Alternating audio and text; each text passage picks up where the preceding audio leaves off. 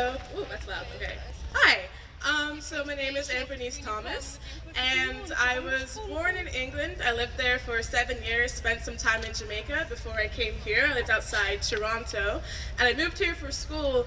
And coming here, like being away from my parents, has really got me thinking about like identity and family and like immigration, what it all means to be all of that under the umbrella of Canada.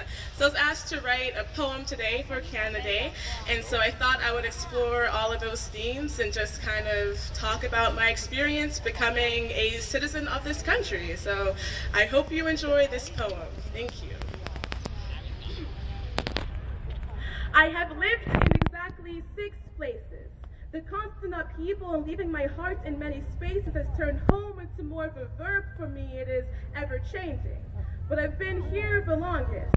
A solid 12 years. A few weeks back, Canada is where every trip ends in my knapsack, raising level wooden floor of a household. It is the round-trip destination of every vacation, so I guess Canada is home, which gets hard for me to admit, because I'm not from here. Learning I'm not from anywhere. Moving separates person from state very quickly. I was born in England. Spent 2 years in Jamaica. My grandparents moved here when I was 7, but never truly connected to the earth beneath my feet because the concrete doesn't quite do it for me anymore, so I guess I'm a nomad. Traversing this great land of poutine and plains and the midnight sun over mountain ranges with diversity in landscape and people is incredible. Flexible like bear paws, melting pot needs a less aggressive name, less combustion and waiting, more firework flame display of color your own puzzle pieces, creating anything you want to see. Canada has it all.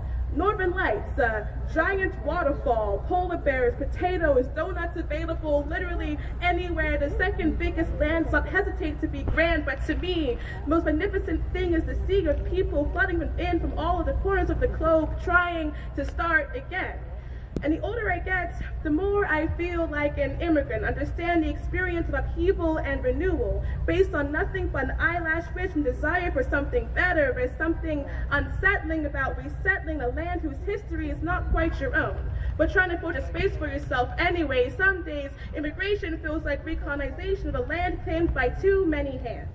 And the strangest part about moving is knowing who the land belongs to truly, which I didn't fully understand till I came here to the West Coast, Best Coast, Eastern Inland. Teaching and celebrating indigenous culture and history is a much less prominent thing.